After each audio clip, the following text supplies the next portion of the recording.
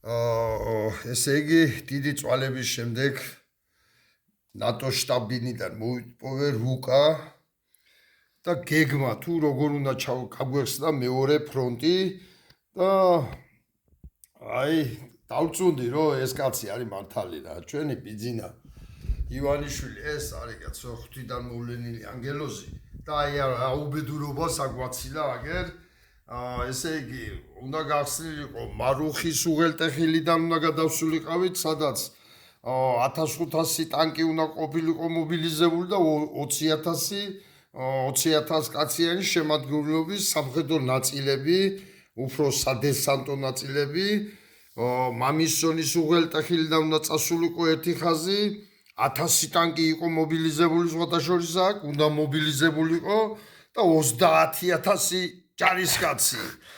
და დარიალის ხეობიდან უნდა გადავსულიყავთ კიდე, აქაც უკვე 500 ტანკი და მძიმე ჯავშან ტექნიკა 25,000-იანი კაცი სამხედრო შენაერთი უნდა გადასულიყო კოპიტარიდან 1500 თვითმფრინავი და ვაზიანის აეროპორტიდან 2000 სამხედრო თვითმფრინავები უნდა აფრენილიყო და ერთდროულად უნდა გადავსულიყავით, უნდა დაებომბათ ესენი მერე გაერთიანდებოდნენ აგერ რაღაცა როსტოვთან და მიდიოდნენ მოსკოვისკენ. აი ამ უბედურობას გადაგვაჩინა ბიძინა.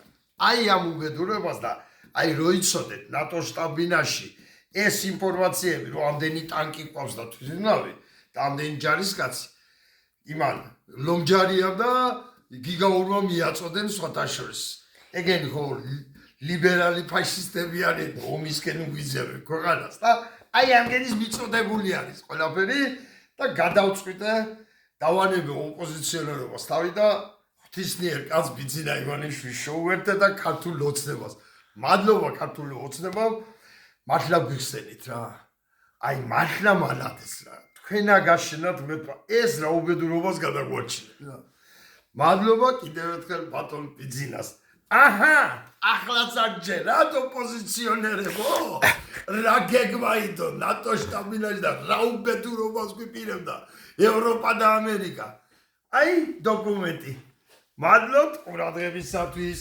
გადავიდეთ სულ ყველა ქართულ ოცნებაში.